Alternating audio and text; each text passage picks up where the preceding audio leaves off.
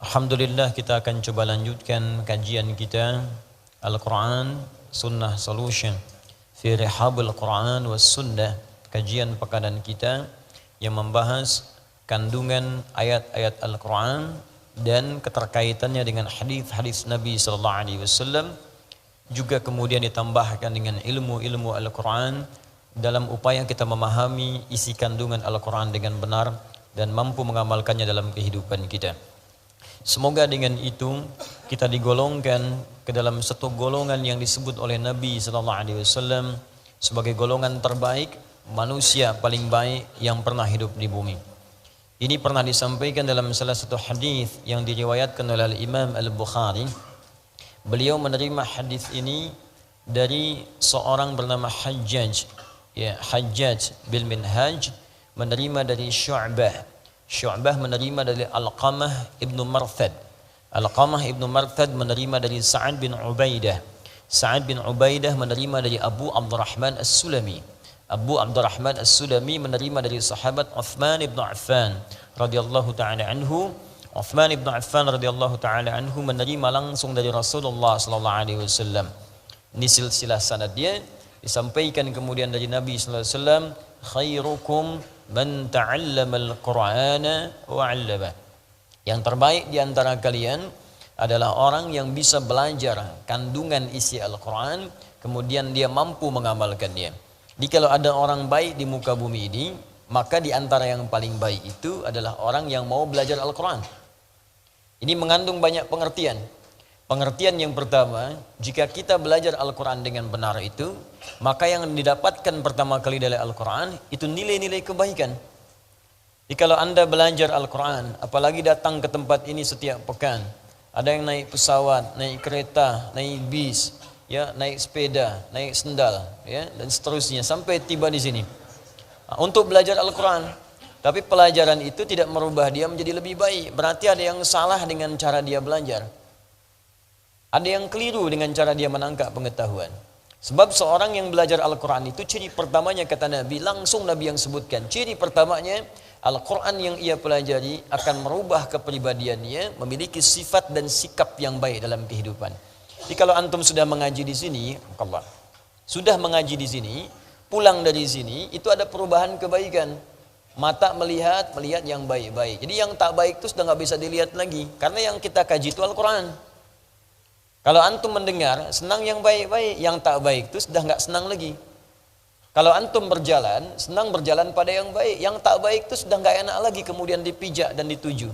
Kenapa? Karena yang kita pelajari Al-Quran. Kalau bukan Al-Quran, mungkin agak berbeda. Tapi kalau Al-Quran, ukurannya hadis langsung, bahkan nanti firman Allah Subhanahu wa Ta'ala. Di dalam Al-Quran surah ke-35 Fatir, di ayat ke-32, ya paling kiri sebelah atas di mushaf. Allah membagi nanti pelajar Quran itu pada 3 bagian. Ada pelajar yang tidak sukses, ada pelajar menuju sukses, ada pelajar yang sukses.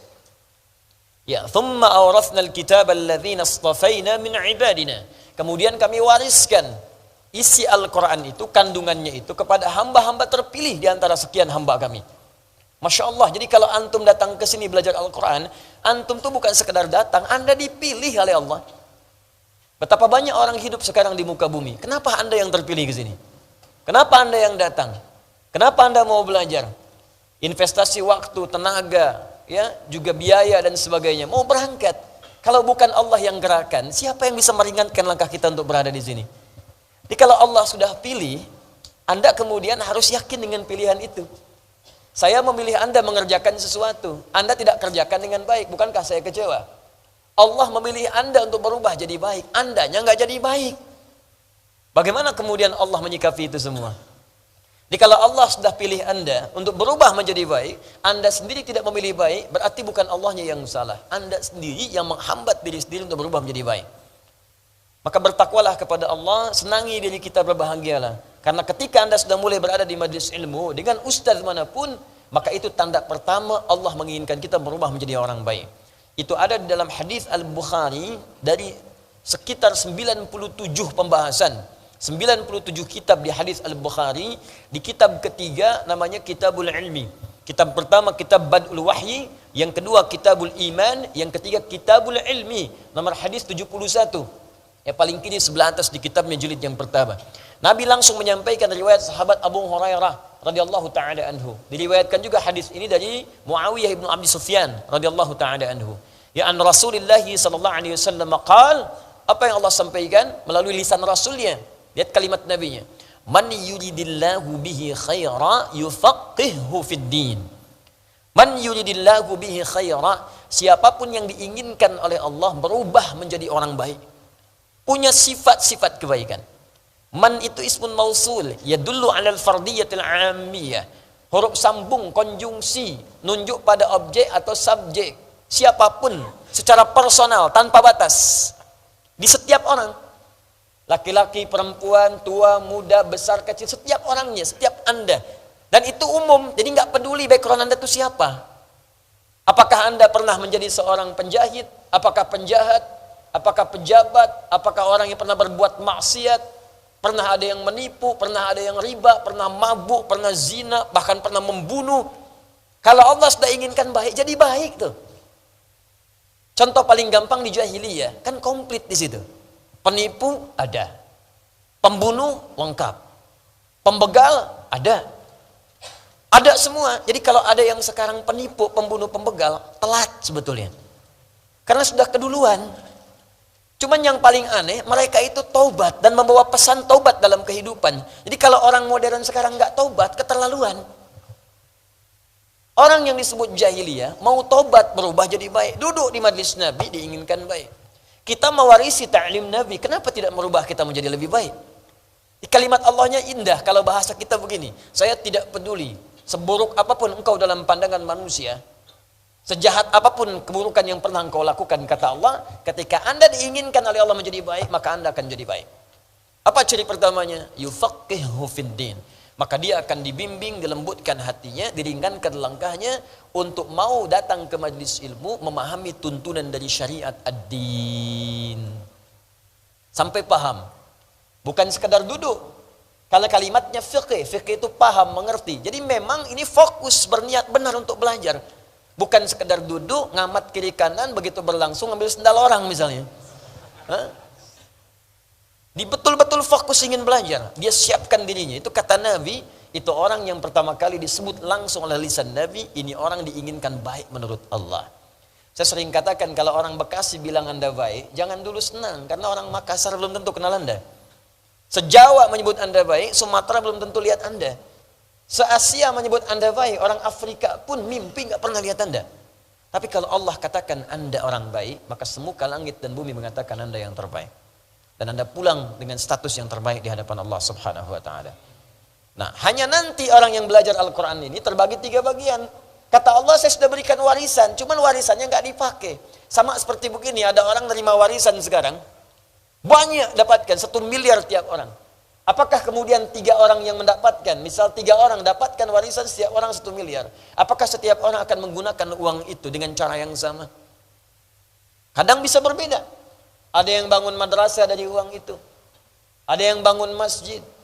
Ada yang berderma. Dan tidak sedikit yang digunakan untuk bermaksiat dan berfoya-foya saja.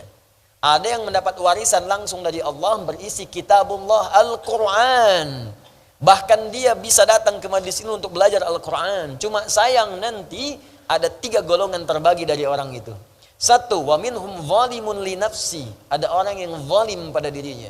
Sudah Allah inginkan baik, dia mempertahankan keburukannya. Bahkan dia gunakan ayat-ayat Quran itu untuk berbuat maksiat. Ini golongan pertama, hati-hati. Hati-hati ya. Bahkan nanti di majlis ilmu itu ada yang mengutip ayat-ayat Allah, bahkan untuk bertentangan dengan hukum-hukum Allah.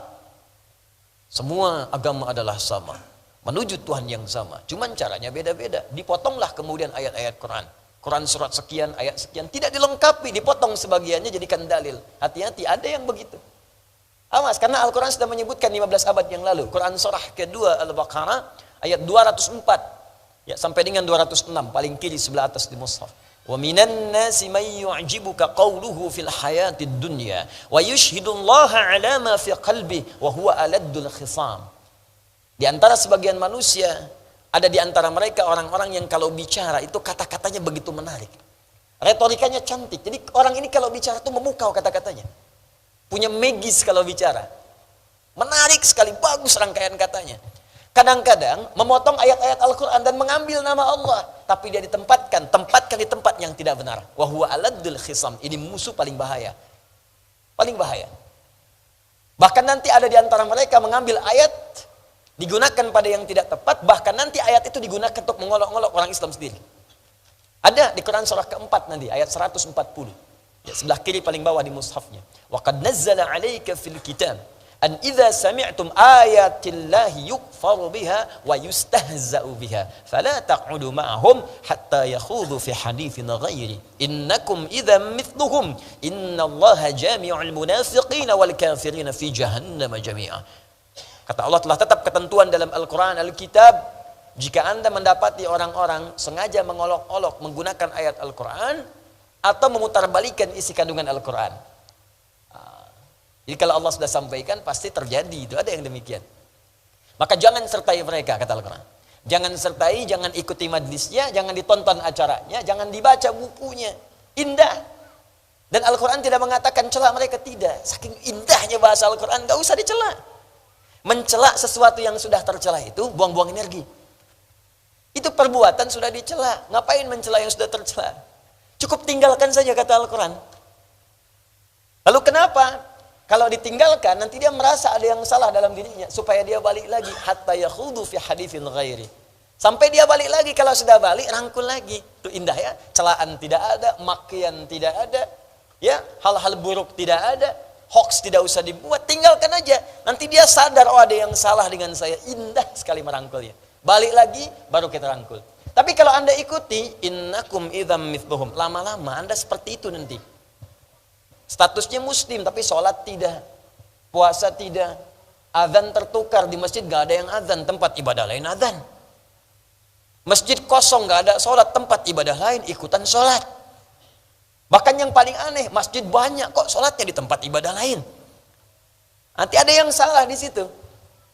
Nah, jadi teman-teman sekalian, coba kita nilai ya. Ini sampai dengan malam ini, di pertemuan saat ini, apakah kajian kita sudah merubah diri kita menjadi lebih baik dalam pandangan Allah? Wa minhum muqtasid. Ada orang yang sedang berubah nih, hijrah, tengah-tengah. Ya, maksiat tidak, tapi berbuat baik pun bagi yang lain belum.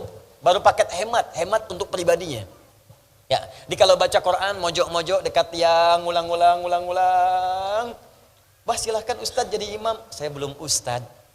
Masih mengulang dulu, malu nanti. Padahal sudah hafid 30 juz. Itu paket hemat itu, muqtasid.